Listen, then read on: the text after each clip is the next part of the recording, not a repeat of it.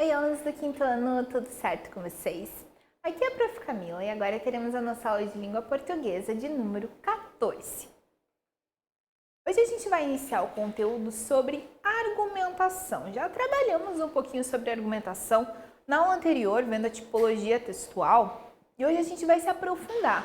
Tá? Hoje a gente vai trabalhar sobre argumentação e na próxima aula a gente vai continuar o estudo aí sobre argumentação.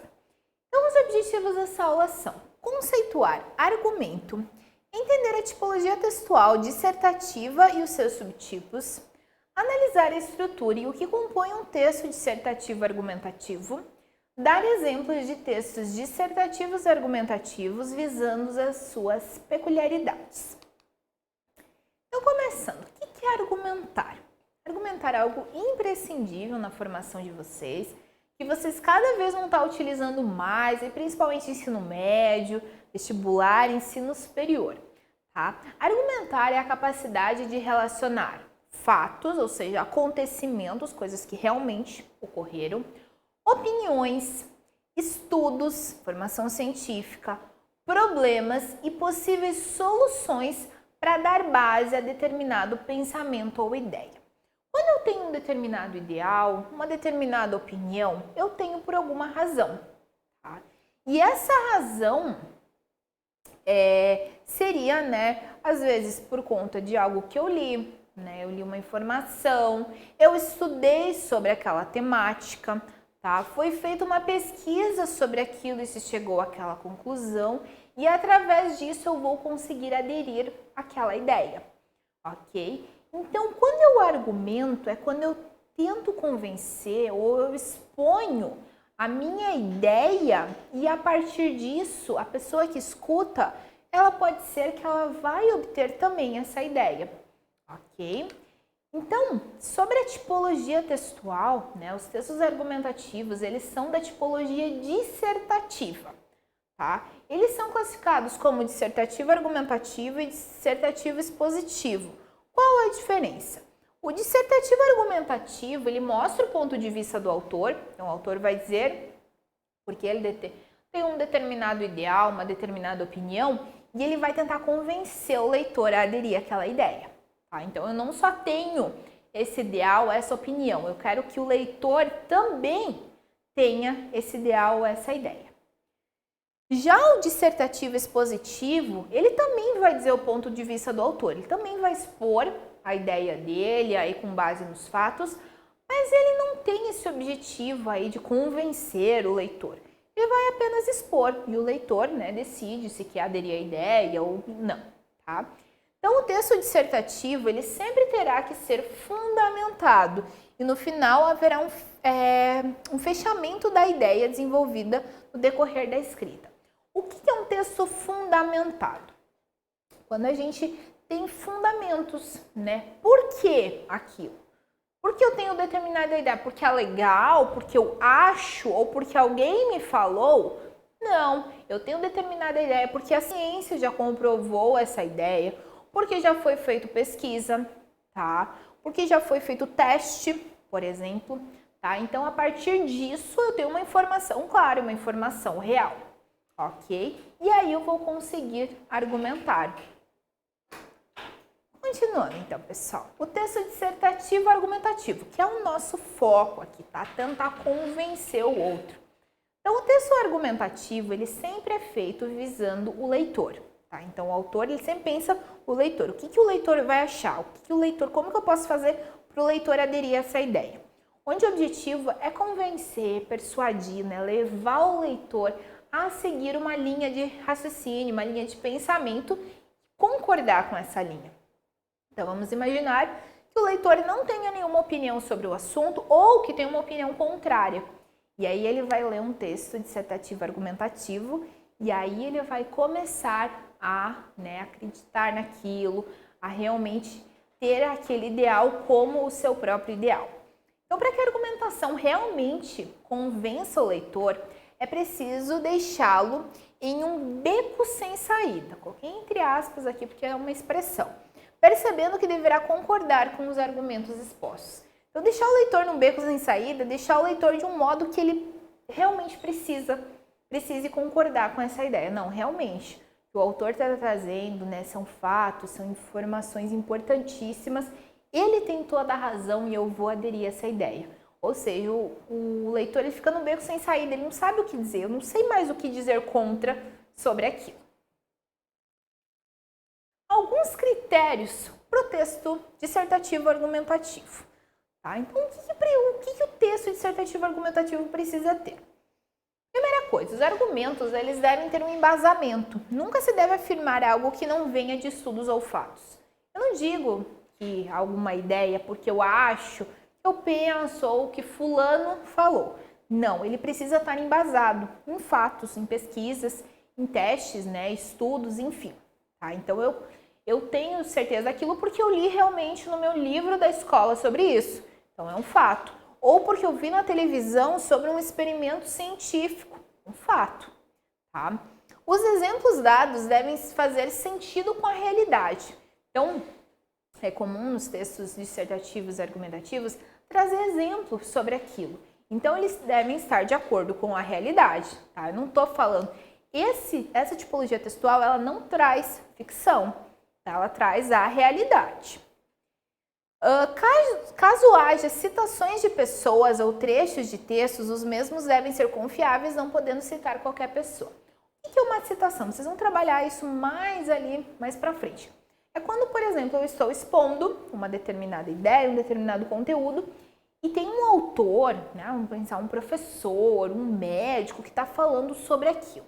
Vamos pensar, eu estou falando sobre determinados alimentos que fazem bem para a saúde, e aí eu vou procurar um texto de uma nutricionista para expor sobre aquilo.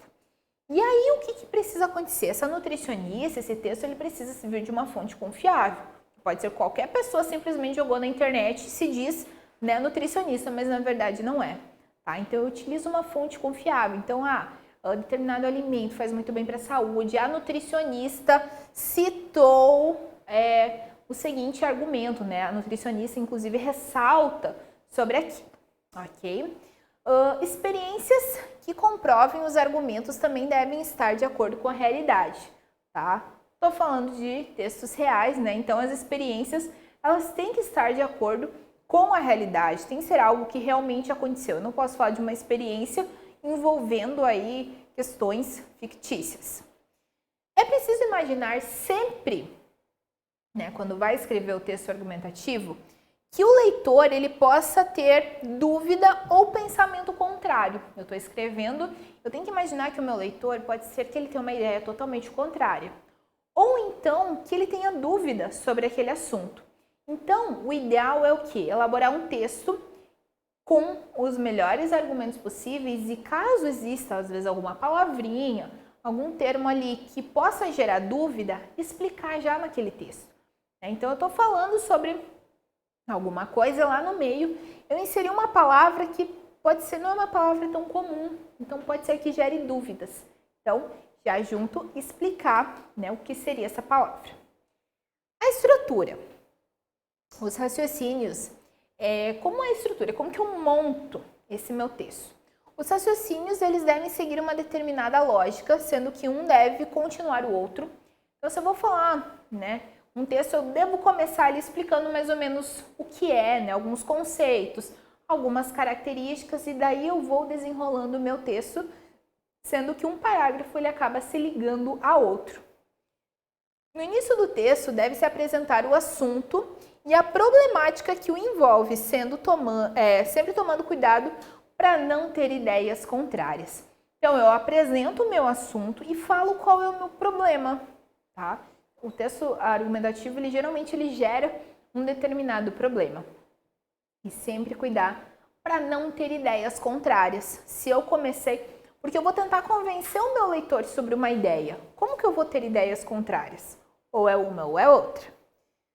Ao decorrer do texto, vão sendo apresentados os argumentos junto com exemplos e citações, se existirem, né? Foi o que eu falei, né? Quando eu vou apresentar um texto, então o ideal é procurar, né, um texto já de um profissional sobre aquele determinado assunto, para que assim eu consiga, né, ter um suporte aí. Não, realmente, um profissional aí, né, um médico, vamos dizer, né, a gente não está fazendo um texto sobre saúde, determinado médico falou, né, sobre isso. Então, realmente é um bom argumento se o médico citou.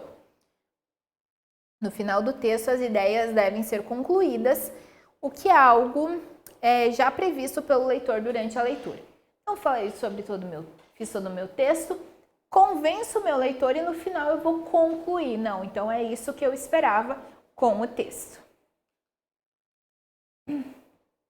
Gêneros textuais dissertativos argumentativos.